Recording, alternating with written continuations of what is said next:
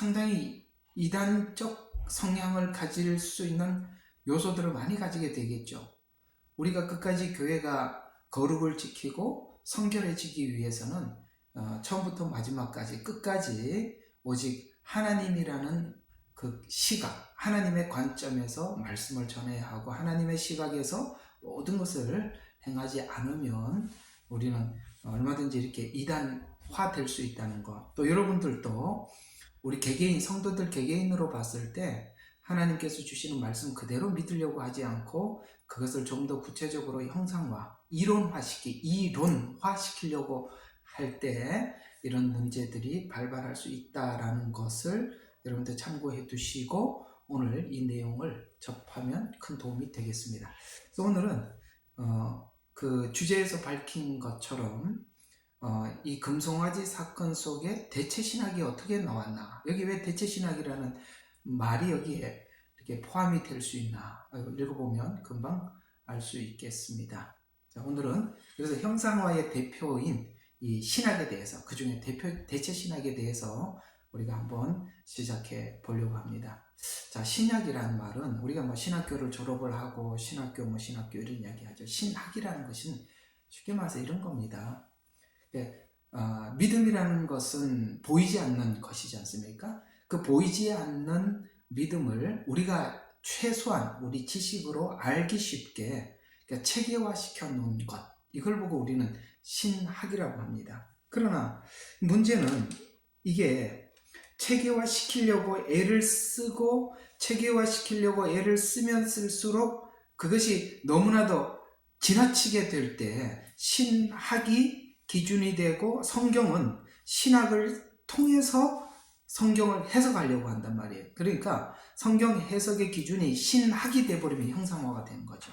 그러면 신학은 우리의 신앙에 도움을 주는 게 아니라, 신학은 신앙에 도움을 주는 게 아니라 신앙의 방해자가 될 수밖에 없다는 것이죠. 그래서 하나님을 정말 만나본 사람들은 신학을 앞세우려고 하지 않고 하나님을 믿는 믿음을 앞세우려고 그러거든요. 그런데 사실 이렇게 보면은 그래요. 제 견해입니다만, 하나님을 만난 경험이 없는 분들이 신학을 하게 되면 하나님을 믿음으로 받아들이려고 하는 게 아니라 자꾸 체계화시키고 형상화시키려고 하는데 굉장히 애를 쓰는 것을 보게 돼요. 그건 잘못된 거죠.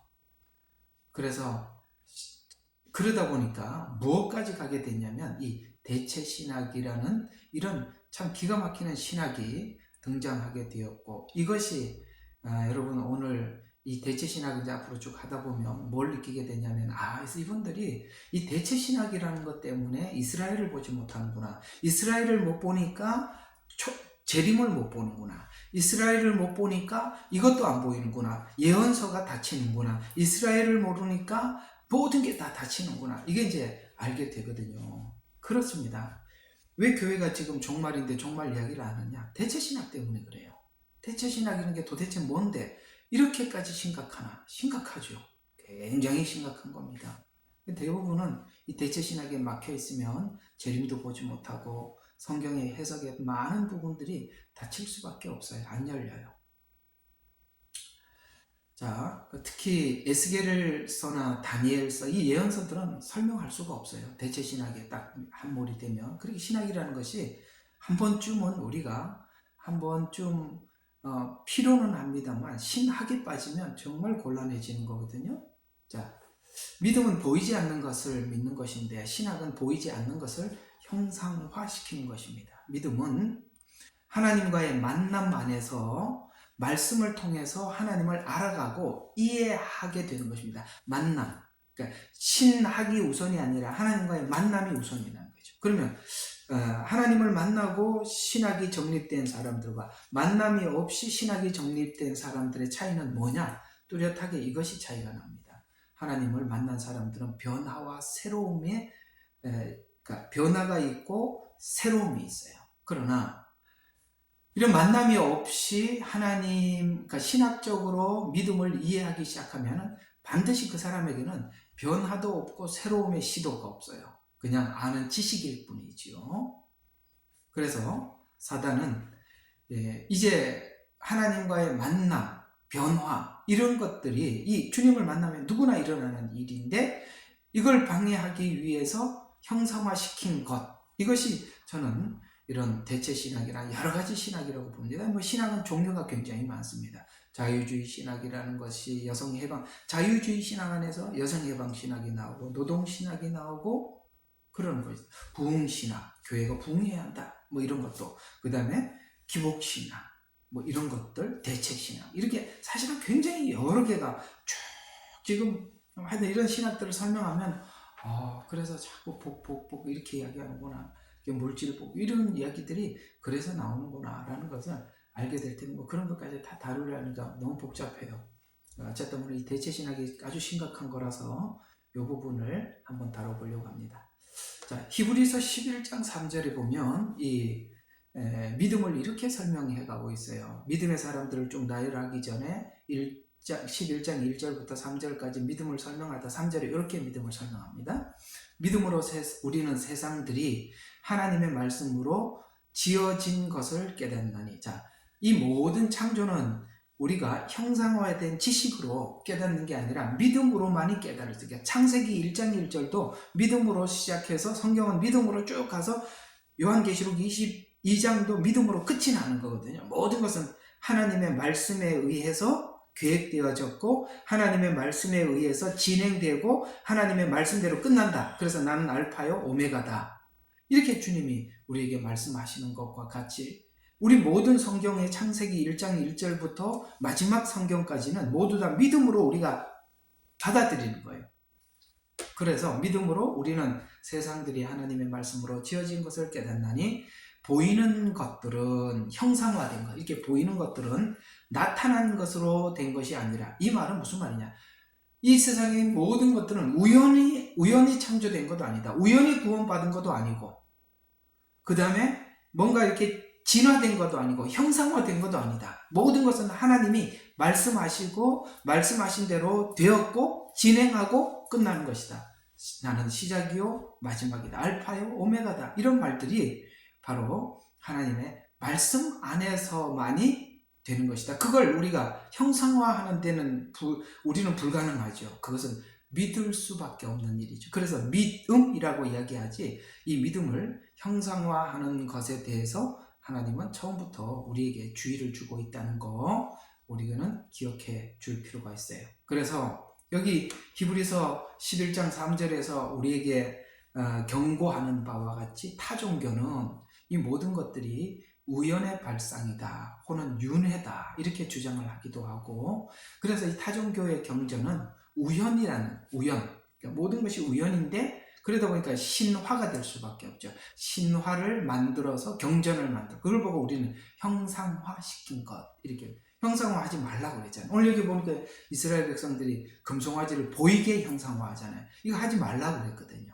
근데 형상화시켰죠. 그러나 기독교는 말씀으로 창조한 것이다 라는, 여기서부터 서로 전혀 다른 길을 가게 되는 것입니다. 오늘 이 본문에서 금방 읽었던 이 내용을 읽어보면 이게 출애굽하고 난 이후에 머지않아서 금방 일어났던 사건이라는 것에 대해서 놀랍습니다.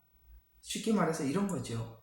에덴 동산에서 하나님께서 아담과 하와를 창조하시고 먹지 말라, 먹는 날에는 죽으리라는 이 선언을 하고 난 뒤에 금방, 그 시간이 얼마인지는 모르지만 사단이 거기 찾아와서 그 하나님의 말씀을 변개시키잖아요.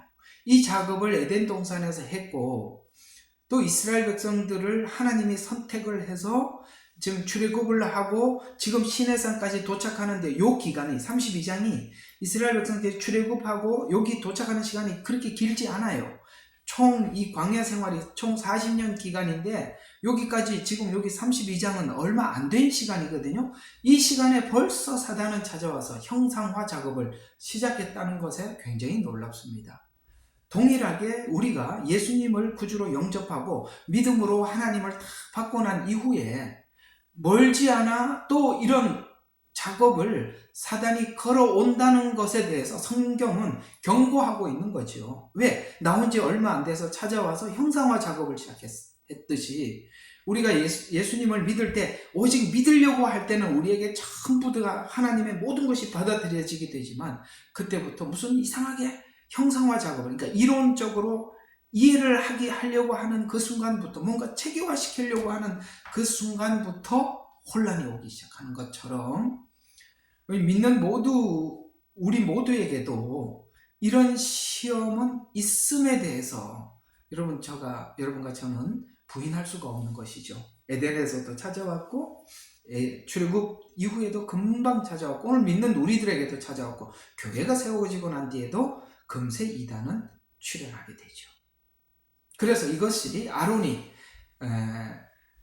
오늘 금방 아론은 금송아지 우상을 만들고 이스라엘 백성들을 향해서 이스라엘아 이는 너희를 애굽 땅에서 인도하여 낸 너희의 신이로다. 그러니까 너희의 신이로다 라고 공포했죠. 이것은 아론이 하나님을 금송아지 우상으로 이것이 너희를 애굽 땅에서 인도해낸 신이다 라고 보이게 딱 만들어서 이게 바로 너희가 이것이다 라고 딱 선포한 게 이게 대체란 말이에요. 하나님을 금송아지로 대체시켰다 이 말입니다. 금방 이해가 가죠. 이게 바로 대체 신학이구나. 그래서 또 이것은 하나님이 십계명을 주시기 전에 서론에서 모세에게 나는 너를 애굽 땅 종되었던 집에서 인도해냈던 너의 하나님 여호와라 라고 출애굽기 20장 그 앞에 20장 2절 지금 여기는 출애굽기 32장 4절 그러니까 나는 너를 애굽 땅에서 인도하여는 여호와라고 했는데 여기는 지금 출애굽기 32장에는 금송아지를 보고 이것이 바로 너를 애굽 땅에서 인도해낸 여호와라. 그러니까 하나님을 금송아지로 대처하는 거잖아요. 이제 아시겠어요? 대처라는 말이. 이거 바꾸는 거죠. 그래서 아론의 선포는 하나님께서 출애굽기 20장에서 말씀하셨던 그 말씀에 정면으로 거부하는 발언을 하게 되죠. 그래서 대체시키고 그리고 공포합니다. 공포를 해서 모든 사람들에게 공포를 해서 원래 성경을 이해하지 못하거나 공포한 내용으로 성경을 보게 되는 거. 이게 공포한 거. 그러니까 여러분 제일 좋은 건 뭐냐면 누군가가 참 설교를 참 잘하더라. 그런 사람들 말은 참고만 하고 생각이 제일 좋은 것은 여러분 스스로가 그냥 성경을 읽는 거예요. 그것보다 더 좋은 건 없는 것 같아요. 이게 지금 이스라엘 백성들은 하나님께서 그 홍해를 건너게 하시고 메추라기 만나를 먹고 여기까지 왔잖아요. 그렇게 왔으면서도 지금 그 아론이 그렇게 금송아지를 만들어 놓고 공포를 하니까 여기 있는 사람들이 누군가가 나서서 아니야 우리를 인도한 신은 이 금송아지가 아니라 여호와 하나님이셨어 라고 말하는 사람이 아무도 없다는 게 참 신기해요. 그건 또 왜 그런지 저도 잘 모르겠습니다. 안 하잖아요. 그래서 하나님을 대체해서 이것이 하나님이다. 또 이 대체가 또 뭐가 나오느냐면 예수님을 대체하기도 하죠. 예수님을 대체하는데 여러 가지 대체하기 위해서 도전이 있었습니다. 신성과 인성, 그 다음에 대속을 부인한. 그래서 오직 여호와만, 오직 예수님만이 우리 구원이 아니라 예수님 말고도 구원이 있다. 다른 이도 대속할 수 있다. 이런 것들이 전부 다 대체하려고 하는 시도였습니다. 성령님을 대체하기도 하죠. 그 성령님의 역사를 그래서 사단의 역사로, 그래서 예수님께서 그다음에 혹은 사도들이 하나님의 영을 의지해서 역사를 일으키니까 예수님께서 그런 일을 할 때도 아니다 이건 귀신하고 바알세불을 힘입어서 한 거지. 그런 것들이 다 대체죠. 또 이스라엘을 대체, 이게 이제 우리한테 직접 와닿는 지금 심각한 문제인데 이스라엘을 대체해놨죠. 예를 들어서 이슬람에서는 이삭을 이스마엘로, 이해가 가시죠? 대체해놨죠. 하나님이 준 자녀는 이스마엘이 아니라 이삭을 통해서 하나님의 그 약속을 이어갔는데 이슬람에는 이스마엘로. 기독교에서는 뭘로 대체했을까? 이게 이제 여러분과 직접적인 주제가 될 수 있는 건데 이스라엘을 교회로 대처하는 것.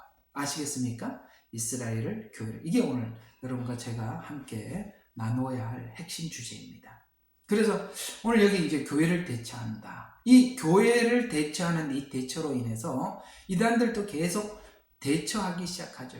교회가 타락을 해서 이스라엘이 유대인들이 타락을 해서 교회로 대처했다라고 이렇게 이야기를 해놨더니 또 한쪽에서는 교회도 타락했으니까 이제 우리 곧 자기들이 말하는 그 이단들이죠. 우리로 교회가 대처되었다. 이렇게 해서 이 대처는 끊임없이 계속 이어져 대처로 가게 된 것입니다. 그래서 반유대주의는 이 대체 신학은 이 반유대주의는 종말에 아주 뚜렷하게 나타나는데 7년이라는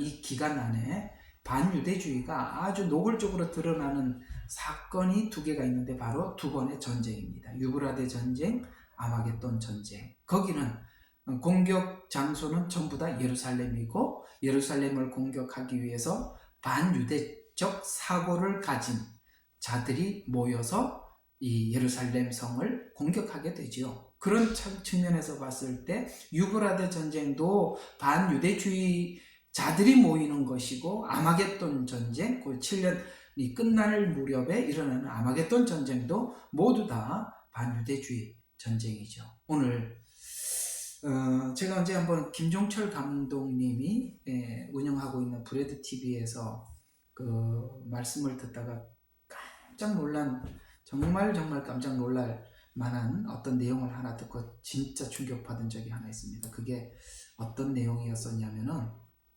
여러분 그 홀로코스트는 히틀러가 일으켰고 그것에 동조하는 그 독일 군인들이 홀로코스트 때 그렇게 많은 유대인들을 학살했고 뭐 아우슈비츠 가스실에서만 그랬겠습니까? 일반적으로 총살형이나 많은 유대인들이 학대를 받고 많은 사람들이 죽어갔죠. 근데 히틀러와 거의 같은 생각을 하고 그 장교들이 현장에서 집행을 했다는 것입니다. 굉장히 놀랄 일이죠. 아무리 인간 대 인간이 위에서 명령을 내리더라도 집행하는 곳에서는 어느 정도 여유를 부릴 수는 있는 거 아니겠습니까? 예, 여유를 부릴 수 있는데 그 장교들도 히틀러와 거의 흡사한 동일한 생각을 하고 그렇게 유대인들을 학살하는 데 참여했습니다. 마지막 이 끝이 나고 난 이후에 이 전범들이 재판을 받은 이후에 그들이 사형 언도를 받은 사람들, 뭐 긴 징역형을 받은 사람들이 공통적으로 이런 주장을 냈다고 합니다. 우리를 심판하기 전에 이 사람을 먼저 심판을 해 주십시오. 그러면 우리들에게 한 심판을 우리가 받아들일 수가 있겠습니다. 라고 꺼내놨던 그 사람이 누구냐면 놀랍게도 루터입니다. 루터는 누굽니까? 독일의 종교개혁자 아닙니까? 종교개혁자였던 루터는 아주 정말 유대인을 싫어하는 반유대주의자였습니다.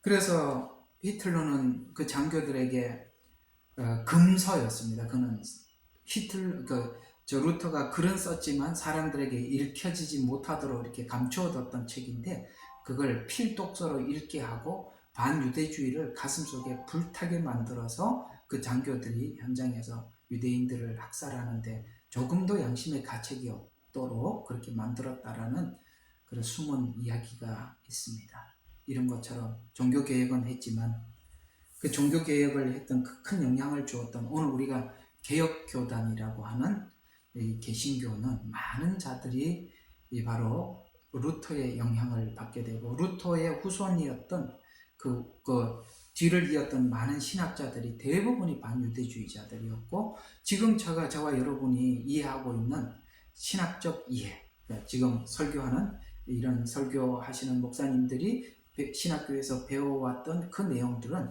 대부분이 반유대주의적 사고 아래서 세워진 신학을 배우고 와서 우리가 듣고 있어요. 그런데요, 또 한 번 저를 놀라게 한 일이 하나가 있었어요. 그게 뭐였냐면 정말 놀랐습니다. 그 당시 히틀러가 유대인들을 학살할 때 유대인들에게 그 설문 조사를 하니까 반유대주의적 사고를 가진 독일 사람들이 53%인가 2%인가 아마 그 부분이었던 것 같아요. 그런데 한국 교회, 한국인들에게 그걸 또 반유대주의가 얼마나 한국은 있는가 하고 조사를 해봤더니 여러분 독일인이 그 당시에 가졌던 반유대주의적 그 퍼센트보다 1%가 한국인들에게는 더 높았다라고 그렇게 설문조사가 나온 걸 보고 엄청나게 놀랐습니다. 여러분 일반인들은 반유대주의가 될 이유가 없어요. 사실 우리는 유대인들과 직접적인 무역이나 정치나 이런 관련이 없는 민족 아니겠습니까? 그럼에도 불구하고 반유대주의 정서가 팽배한 것은 이거는 일반인들이 그 반유대주의 정서를 가질 이유는 거의 없거든요. 그럼 대부분이 이 반유대주의 정서를 가진 사람들은 교회 성도들이라 볼 수 있는데 그럼 성도들이 반유대주의적 정서는 어디서 생겼을까요? 아마도 목사님 영향을 받지 않았겠습니까? 성도들이 무슨 반유대주의 정서를 억지로 가질 이유는 없지요. 아마도 이렇게 가르쳤을 겁니다. 유대인들은 너무나도 악랄합니다. 예수님을 십자가에 못 박은 아주 악한 인간들입니다. 아마 이렇게 배웠던 그런 그 배움이 그들로 하여금 이렇게 반유대주의 정서를 가지게 만들었지 않았나라는 것이 합리적인 의심을 가질 수밖에 없어요. 더 놀라운 것은 참 이 독일인이 가졌던 반유대 정서보다 우리 한국인들이 가지고 있는 반유대 정서가 더 높다는 것이 정말 충격적이었습니다. 이런 것처럼 유브라데 전쟁과 아마겟돈 전쟁이 모두 다 반유대주의자들이 모여서 예루살렘 성을 공격하는데 여기에 이 전쟁에 참여하는 사람들이 성경에 보면 많은 민족들이 참여하게 됩니다. 여기는 유대인이 한 명도 없죠. 다 타민족들입니다. 유대인이 아닌 민족들이죠. 자, 여러분 제가 오늘 이렇게 여러분들에게 좀 알기 쉽게 이렇게 설명을 했는데 양과 염소의 비유가 그 이야기라는 거 우리 잠깐 한번 보시죠. 이 양과 염소 이야기가 반유대주의 이야기라고? 예, 그렇습니다. 굉장히 처음 듣는 이야기 같죠? 여러분 굉장히 좀 분명히 처음 듣는 이야기일 겁니다. 한번 보십시다. 제가 한번 읽어드릴게요. 마태복음 25장이죠. 자, 31절부터 한번 잠깐 보겠습니다. 인자가 그의 영광 중 오고 예수님이 오셨답니다. 오셔서 이제 심판하는 중입니다. 왔어요? 또 모든 거룩한 천사들이 그와 함께 오면 지금 주님이 재림하셨다는 거죠. 구름을 타고 천사들과 함께 오리라 하고 했으니까 지금 그 얘기를 설명하고 있는 겁니다. 그때 그가 그의 영광의 보좌에 앉아서 뭐 합니까? 심판하시죠.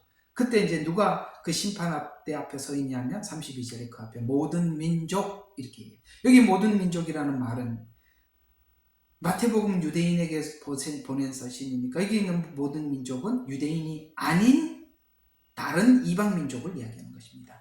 모아놓고 마치 목자가 양들을 염소들에서 갈라놓듯이 그들을 갈라놓으리라 하면서 양들은 오른편에 염소는 왼편에 이렇게 이야기하면서 35절 한번 봐요. 이는 내가 굶었을 때 먹을 것을 주었다. 목마를 때 마실 걸 주었다. 나그네 되었을 때 대접했고 헐벗었을 때 입혀주었고 병들었을 때 문안하였고 감옥에 갇혔을 때 찾아와 주었다. 근데 이제 30절 언제 우리가 굶주린 걸 보고 그렇게 목마르게 했습니까? 라고 물었을 때 예수님 대답이 40절입니다. 그러나 왕이 대답하여 그들에게 말하기를 진실로 내가 너희에게 말하노니 여기 내 형제 자 여기는 내 형제 모든 민족이라고 했으니까 여기는 유대인이 빠져있죠. 그 유대인이 빠져있는데 내 형제라고 했으니까 이 내 형제는 누굴까요? 당연히 유대인이지요. 그렇잖아요. 성경은 이렇게 잘 관찰하셔야 돼요. 그래서 여기 내 형제 가운데 가장 작은 자. 여러분, 이스라엘은 항상 작은 자라고 구약에서 계속 소개했었어요. 하나에게 한 것이 곧 나에게 한 것이라. 이건 무슨 말이죠? 이스라엘은 곧 나였다, 이런 뜻이죠. 이스라엘은 그 형제에게 한 것은 나였다. 왜? 거기다가 그들을 내가 선택했고, 그들을 내가 인도했고, 그들을 통해서 계속 하늘에서 이 땅에 메시지를 전했다. 이런 이야기가 되는 것입니다. 헐벗었다, 굶주렸다. 이건 뭐지요? 여러분, 7년이라는 시간과 지금 구약이라는 시대, 여러분, 이 이스라엘 백성들은 하나님의 말씀을 전해주기 위해서 온 민족이 구약 내내 시련을 당합니다. 뿐만 아니라 신약에 와서 사도들도 이방인에게 복음을 전하면서 엄청나게 모진 시련을 당합니다. 여러분, 사도들, 그 중에 바울이 얼마나 이방 교회를 세우는 과정 속에서 고통을 당하고 어려움을 당했습니까? 그들은 이 복음을 전하기 위해서 때로는 병들고 굶주렸고, 여러분, 고린도 후서에 보면은 바울이 이야기했던 목록들이 다 나오잖아요. 나는 내가 옥에 갇히기도 했다. 광야의 위협을 당하기도 하고, 동쪽의 위협을 당하기도, 옥에 갇히기도 하고, 뭐하기도 하고, 똑같은 이야기입니다. 그래서 이 말씀을 온 인류에게 전해주기 위해서 이 당했을 때, 여러분, 우리는 그들은 원 가지고 우리는 거기 접붙임을 받은 우리 오늘 기독교인들 이야기하는 거예요. 기독교인으로서 우리는 그들과 하나라는 것이, 여러분, 하나라는 거 당연한 거 아닌가요? 그들은 원 가지고 우리는 접붙임을 받았잖아요. 그러면 이들이 옥에 갇혔을 때 당연히 돌아보고 당연히 함께하는 것입니다. 그런데 이제 앞으로 제가 이제 주일 낮예배 시간에 그 에스겔서를 강의하고 있는데요. 이스라엘이 고통을 당하고 바벨론의 포로를 잡혀갈 때 그걸 보고 너무너무 좋아하고 행복해했던 사람들이 암몬 족속들이 있었습니다. 모압과 암몬은 여러분 아시다시피 그 누구죠? 노아의 두 딸, 예. 두 딸 이름이 이제 갑자기 생각이 안 나네. 이게 두 딸이라는 건 생각이 나는데 이름이 갑자기 생각이 안 나는데요. 그 두 딸의 족속들이 하나는 모압 족속이 되고 하나는 암몬 족속이라면, 여러분, 그들은 전부 다 이스라엘의 형제가 아닌가요? 그렇잖아요. 이스라엘 같은 동족이지 않습니까? 그런데 늘 이스라엘이 하는 모든 일들에 대해서 끊임없이 반대하고, 그래서 이스라엘이 바벨론의 포로로 잡혀갈 때 아하, 잘 잡혀갔다고 박수를 치고 행복해했던 사람들입니다. 여러분, 오늘 우리가 예수님을 믿으면서도 이스라엘이 하나님 앞에 이렇게 우리가 이 샘플로 보여주고 있지 않습니까? 샘플로. 하나님 앞에 죄를 지었을 때 하나님께서 어떻게 행동을 하는지, 그들이 하나님 앞에 의로운 행동을 했을 때 어떻게 했는지, 하나님 신명기를 이스라엘 백성들에게 주고 우리 모두에게 하나님 앞에 복을 받기 위해서는 이렇게 살아야 한다, 저주를 받으면 이렇게 산다라고 그들이 실제 살 때 하나님은 그들에게 늘 징계를 하고 우리 모두에게 그 모형으로 우리에게 알려주고 있는 민족들입니다. 그들은 남도 아니고 하나님께서 우리에게 전하고자 하는 그 말씀을 신실하게 전해주기 위해서 많은 시련을 겪었던 사람이고, 사단은 그 메시지를 전하는 이스라엘이 너무너무 싫은 겁니다. 너무너무 싫은 겁니다. 그래서 그들은 많은 고통도 당했습니다. 그럴 때 우리는 그들이 남이 아니라 암몬 족속들이 이스라엘을 향해서 비난을 하는 것 같이 그들은 남이 아니라 마치 한 나무 한 가지처럼 우리는 함께 그러니까 당연히 옥에 갇혔을 때 돌아봐 주죠. 그래서 이 의인이 이야기하는 게 기가 막혀요. 뭐라고 이야기하느냐면, 언제 우리가 그런 일을 했냐라고 이렇게 도리어 하나님께 역으로 질문을 하고 있습니다. 언제 우리가 그렇게 했습니까? 왜요? 당연히 할 일을 하니까, 당연히 하나다고 생각하니까, 이게 하고도 기억이 안 나니까. 왜? 당연히 하나니까. 아시겠습니까? 여러분, 그런 거예요. 이스라엘과 교회는 끊어져 있는 관계가 아니라 하나라는 거 꼭 기억하시길 바랍니다. 그래서 이 양과 염소의 비유는 이 반유대주의적 사고를 가지고는 절대 해석할 수가 없는 겁니다. 이 양과 염소 비유가 25장의 이 세 비유가 굉장히 어려운 비유예요. 그 중에 이 양과 염소의 비유는 반유죄주의적 사고를 가지지 않으면 절대 알 수가 없습니다. 그러니까 어떤 분들은 여기 이 이야기를 구제하지 않아서 구원받지 못했다. 하나님 앞에 그 염소처럼 영원히 영벌에 들어갔다라고 해서 이 구제하러 또 열심히 다니시는 분이 계시는데 그 사람은 정말 최고로 무식한 사람입니다. 마태복음 25장은 24장과 연결이 되어서 마지막 주님께서 오셨을 때 누구를 어떻게 갈라낼 것인가, 뭘 준비해야 되는 건가, 우리가 어떤 신앙을 가져야 하는 건가, 이 세 비유를 통해서 신부가 되기 위한 조건이 무엇인지를 잘 설명하고 있는 것이거든요. 자, 그래서 이 성경은, 모든 성경은 언약 당사자 이스라엘과 했던 약속들이, 따라서 성경 해석은 1차적으로 언약 당사자, 예를 들어서 언약 당사자라고 한다면 이스라엘과 하나님이죠. 그래서 모든 이야기는 우리가 하나님과 이스라엘의 대화라는 관점에서 제3자 입장에서 보는 거고, 그 다음은 접붙임을 받은, 우리는 이제 이스라엘과 접붙여져 있으니까 접붙임을 받은 이방 교회로 해석을 해야 하는데, 순서가 이스라엘은 아예 빠져버리고 당사자가 교회가 돼서 우리에게 직접 주는 메시지, 이렇게 탁 하는 바람에 이 내용이 다 틀어져 버리는 거예요. 다 틀어져 버린 거란 말이에요. 그래서 정확한 해석을 위해서는 성경을 이렇게, 이것은 유대인들은 떠나가고 이 교회에게 하는 말이다라는 것으로 이렇게 형상화시키지 말아야 한다는 것입니다. 성경을 형상화시키지 말아야 하는 이유는 현재 우리가 배우고 있는 이런 개혁신학, 예를 들어서 우리 한국교회는 대부분 다 개혁신학이죠. 물론 한국교회뿐만이 아니라 지금까지 유럽교회, 그 다음에 유럽, 미국, 그 다음에 한국, 이렇게 복음이 그러니까 복음이 지금까지 계속 서쪽으로 빙빙빙 돌아왔거든요. 예루살렘에서 출발을 해서 유럽으로 갔죠. 유럽에서 영국으로 갔습니다. 영국에서 다시 미국으로 갔죠. 미국에서 한국으로, 한국에서 중국으로, 중국에서 지금 계속 서진현상, 동남아시아를 지나가고 그 다음에 여기 무슬림 국가를 지나가면 다시 예루살렘으로 돌아가는데, 놀랍게도 이 선교 역사를 보면은 계속 선교는 서진을 했어요. 유럽 이렇게. 근데 이 모든 이렇게 돌아간 이 복음들이 대부분이 이 개혁신학이라고 한다면 우리 한국교회가 가지고 있는 모든 대부분의 교단들은 개혁신학입니다.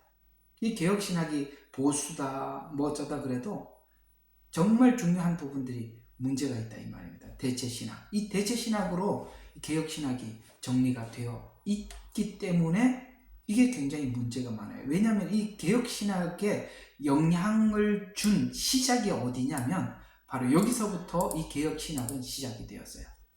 여러분, 콘스탄틴 대제 밀라노 칙령을 통해서 AD 313년 여러분 아시죠? 이게 굉장히 큰 그 기독교의 사건이었죠. 로마가 계속 핍박을 하다가 그 핍박에서 벗어나서 기독교가 이제 자유를 얻기 시작했던, 그게 이제 밀라노 칙령, 콘스탄틴 대제의 313년 이야기인데, 여기에 숨은 함정이 있다는 걸 아셔야 합니다.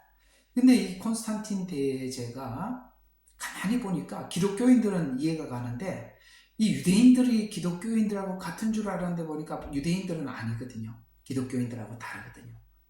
그래서 기독교인들만 수용하기로 하고 유대인들은 빼버리는, 그래서 반유대주의가 콘스탄틴 대제 313년에 이때부터 반유대주의로부터 기독교가 이제 국교가 되기 시작했습니다. 313년. 그러니까 반유대주의가, 이게 중요한 겁니다. 기독교가 자유를 얻었다라는 것보다 우리가 지금 대체신학을 지금 오늘 여러분과 제가 공부를 하고 있으니까 이 대체신학의 출발은 바로 콘스탄틴 대제 313년 밀라노 칙령 때부터 반유대주의는 시작했다라는 것이 시작입니다. 그래서 이 밀라노 칙령 이후에 괴상한 종교가 탄생하죠. 그게 천주교입니다. 천주교는 굉장히 문제가 많습니다. 천주교는요, 여러분 반유대주의. 여러분 히틀러가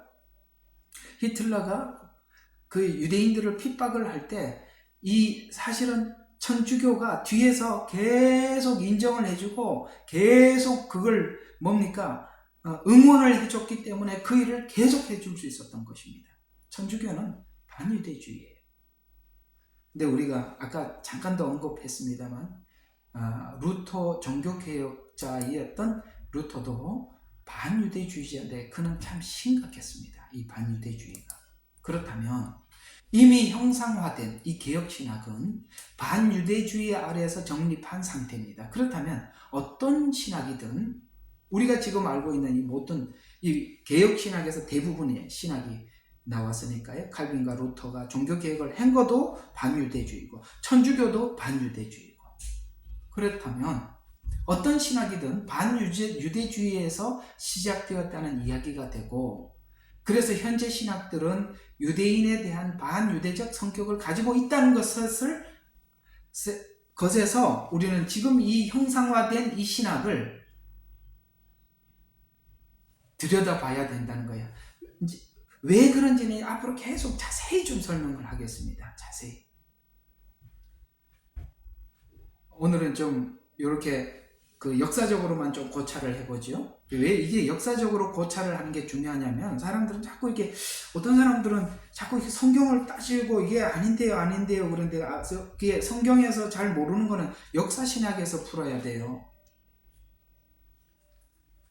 자, 그래서 우리는 이 대체신학인데 이 신학은 본문에서 오늘 아론이 금송아지를 만들고 이스라엘 백성들을 향해서 이것이 바로 애굽에서 인도한 신이다 라고 공포하는, 여기서부터 대체가 시작되는데, 이 성향은 아까 말씀드린 것처럼 쭉 있어 왔는데 이 초대교회에 있었던 그 요한계시록의 7교회 중에 있었던 그 서머나 교회에 보낸 서신 안에도 이 대체신학이라는 내용이 언급이 되어 있어요. 어떻게 언급되어 있느냐 한번 봅시다. 예수님은 자신을 처음이요 알파요 그다음에 마지막인 분으로 소개하십니다. 이 서머나 교회에. 예수님께서는 자신도 십자가에 죽으셨고 부활했기 때문에 서머나 교회에 그 순교한 자들을 위로하시고 동시에 죽음 뒤에 있을 부활의 소망을 부어주시죠. 그래서 요한계시록 2장 9절에 보면 내가 내 행위와 환난과 궁핍을 안다. 또 스스로 유대인이라고 하나 유대인이 아니요. 잘 들어요. 유대인이라고 하는데 유대인이 아니요. 사단의 회당인 그들의 신성모독을 아노라. 여러분, 여기 말하는 유대인이라 하는 말은 하지만 유대인이 아니다 라고 말하는 것처럼, 오늘 우리가 이 기독교 안에서도 내가 기독교인입니다 라고 하지만 기독교인이 아닌 사단의 모임이 있더라는 거예요. 사단이 그렇게 나도 기독교인입니다 하고 침투해서 뭔가 하나님의 말씀을 변개시키고 변질시키고, 하나님이 딱 고정해놓은 이스라엘은 이스라엘, 교회는 교회 이렇게 딱 구분을 해놨는데 그걸 슬쩍 바꿔치기 하는 그런 사단의 회의 모임이 있다. 계시록 2장 9절에 보면 스스로 유대인이라 하나 유대인이 아니며 사단의 회당인 그들은 누구이냐, 이 구절이 대체신학을 주장하는 자들을 이야기하는데요. 대체신학이라는 것은 이스라엘은 예수님을 죽인 민족이다. 그래서 하나님의 축복에서 영원히 끊어졌다고 이야기해요. 대체신학의 문제가 그거예요. 이스라엘을 대체했다. 그러므로 이제 교회가 하나님의 선민이 되었고, 하나님은 그러니까 하나님의 이스라엘이라는 것입니다. 그러므로 구약에 있는 하나님께서 아브라함, 이삭, 야곱에게 약속한 모든 복이 교회의 것으로 대처되었다라고 주장을 하는 것입니다.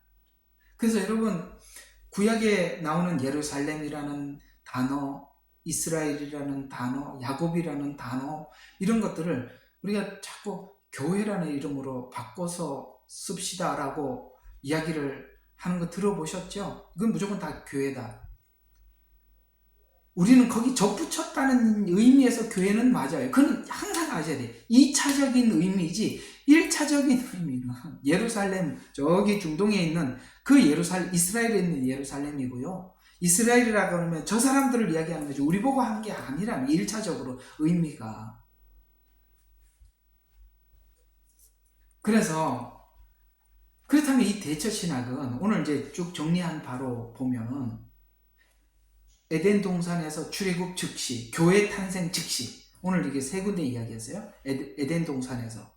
그 다음에 출애굽 즉시, 여기 출애굽기 32장 시내산 앞에서 교회 탄생했을 때 서문화 교회. 그래서 이런 것처럼 대체신학 성경 번역에서, 그 다음에 성경 해석에서, 아시겠어요? 대체신학으로 어떤 데는 성경을 번역하는 데서, 그 다음에 해석하는 데서 계속 말씀을 변개시키고자 하는 작업은 계속되었다. 그렇다면 사단이 이 변개시키는 작업은 했고, 우리는 이 변개한 이 거짓된 복음, 거짓 복음을 우리가 분별하기 위해서는, 이 미혹을 받지 않기 위해서는 필연적으로 분별이 필요하지요. 분별이 필요하다. 정말 예수님께서도 마지막 때 너희가 미혹을 받지 않도록 조심해라 라고 이렇게 분별에 대한 의미를 우리에게 계속 우리에게 강조해 왔어요. 그러면 우리가 분별을 가지려면 오늘은 이걸 좀 하고 마치겠습니다. 좀 이따 기도회가 있어서 여기까지만 좀 하면, 분별을 하려면 첫 번째, 형상화된 신학적 선입견을 버려라. 잘 기억해 두세요. 신학적 선입견을 버려라. 나는 누구인데 배워서 나는 이런 신학을 뒤따라, 예를 들어서 나는 알미니안주의자야. 아이고 저 칼빈주의자들, 저 사람들 말 예정론 저 다 틀렸어. 이렇게 하면 여러분들도 거기에 쏟고 있는 거예요. 여러분 성경 안에는 알미니안도 있고 칼빈도 있어요. 둘 다 있어요. 그러나 칼빈으로 성경 전체를 보는 것도 아니고 알미니안으로 보는 것도 아니에요. 그게 두 개가 조화롭게 섞여 있다는 걸 아셔야 돼요. 인간의 자유의지와 하나님의 주권, 이 두 개가 같이 있어요. 빠지지 말란 말이에요. 형상화에 빠지지 말란 말이에요. 또 우리가 모르는 걸 억지로 풀려고 하지 마라. 참 정말 권면해 드리는데, 모르는 거를 억지로 풀려고 하지 마십시오. 그냥 모르는 거는 모르는 거대로 두세요. 하나님이 열어주실 때까지. 하나님이 아직 열을 필요가 없을 때 안 열어주시는 거예요. 그때가 왔을 때 열어주시는 거거든요. 그러니 여러분, 하나님께서 알려주실 때까지, 또 어떤 것을 우리가 이미 알았다 하더라도 하나님은 어느 시간에, 어떤 시간에는 그것을 더 정확하게, 더 깊이 주실 때가 있어서, 이미 알았던 것이 더 깊이 열릴 때가 있고, 어떤 것은 아직 안 열어주실 때가 있어요. 그건 하나님께서 열어주실 때까지 기다리시면 돼요. 여러분, 저 이렇게 성경 공부하면서 그런 거 많이 느낌을 받았을 거예요. 나는 전에 이렇게 알고 있었는데, 들어보니까 그 얘기가 이런 얘기더라. 근데 그게 왜 여러분들에게 와 닿을 수 있었냐면은, 전에는 그렇게 알고 있었는 데가 있었기 때문에 제가 설명해 주니까 알아듣는 거예요. 하나님께서 그것을 다 완벽하게 가르쳐 주지 않고 일부 조금만 가르쳐 주고 있었어요. 그러나 그것을 제가 여러분들에게 설명을 할 때, 그거구나 알게 된 것은 이미 알고 있었던 그것이 여러분들에게 더 깊이 열린 거예요. 그래서 처음에는 하나님께서 얇게 열어줄 수도 있어요. 더 깊이 그 다음에 하나님이 더 깊이 열어줄 때까지는 기다리시면 돼요. 어떤 사람들은 전부 다 이해해야 된다 하고 딱 팔을 걷어붙이고 달려드리는데, 그것이 형상화 작업이 돼서 성경을 오해하게 된다. 또 믿음을 이성적으로 체계화시키지 말아라. 여러분, 믿음을 우리가 어떻게 체계화시킬 수 있겠습니까? 그거는 믿음은 체계화시킬 수가 없는 것입니다. 그래서 우리는 지금 이 주제가 대체신학인 만큼, 그러면 우리가 이 대체신학이 등장할 줄 알고 하나님은 미리 우리에게 다 이렇게 바운더리를 쳐놓고 주의를 시킨 것이 있습니다. 대체신학. 이것만 하고 마칠게요. 구약에서는 대체신학을 우리가 잘 구별하고 분별할 수 있도록 써놓은 성경이 있어요. 그게 룻기입니다. 룻기. 룻기가 왜 대체신학을 알아보게 만드나? 그게 바로 이스라엘이 어떻게 타락을 하고 그 다음에 이방인이었던 룻이 나오미였던 이스라엘이죠. 그들을 어떻게 회복시키는가에 대한 내용이 룻기. 그래서 룻기는 참 오랫동안 닫혀 있다가 마지막 때 열린 참 신비로운 책입니다. 짧지만 참 신비로운 책이죠. 신약에서는 이 대체 신학을 구분하기 위해서 준 성경이 저는 에베소서, 로마서 9장 11장 여기라고 봅니다. 물론 다른 데도 많이 있지만 집중적으로 설명한 부분이 그예요. 자, 다시 한번 정리합니다. 구약에서는 뭐라고요? 룻기. 신약에서는 에베소서, 그 다음에 로마서 9장에서 11장. 이 부분만 열린다면 이제 다음 주에 제가 설명해 드리겠습니다. 이것만 열릴 수 있다면, 대체 신학만 구별할 수 있다면 교회가 종말을 외칠 겁니다. 종말을 외칠 겁니다. 주님 오실 날이 가까웠다는 것을 다 외칩니다. 대체 신학이 해결이 되면요, 종말론 그냥 자연스럽게 보이는 거예요. 근데 왜 종말이 안 보이냐? 대체 신학에 맞춰게 쌓여 있으니까 모르는 거거든요. 야, 어쨌든 여러분 오늘 또 귀한 거 하나 알았죠? 왜 교회가 이 종말이 됐는데 조용한가 했더니 이런 부분들이 닫혀서 그런 거구나. 목사님이 대체 신학만 열리면 교회가 종말을 보게 될 거라고 말씀을 드렸는데 여러분 뭘 기도해야 되는지 아시겠죠? 하나님 이 마지막 때 종말을 보기 위해서는 대체 신학으로 눈이 가려진 것을 열어주십시오. 그래서 교회가 새로운 이 성경을 성경대로만 해석하고 또 전달할 수 있게 해주세요. 이렇게 하면 되겠습니다. 오늘은 기도회가 있는 관계로 여기까지 하고 일단 제가 기도하고 마치죠. 하나님,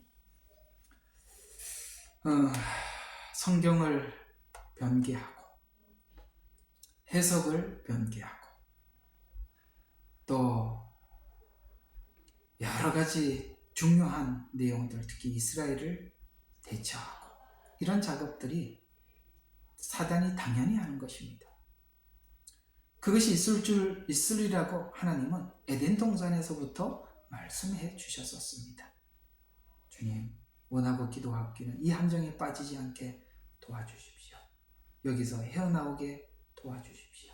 그러기 위해서는 하나님 성경을 활짝 열어주시고 아버지 하나님, 우리에게도 이런 것들을 분별할 수 있는 하나님 지혜와 명철을, 말씀을 주시옵소서. 감사드렸고 예수님 이름으로 기도드렸습니다.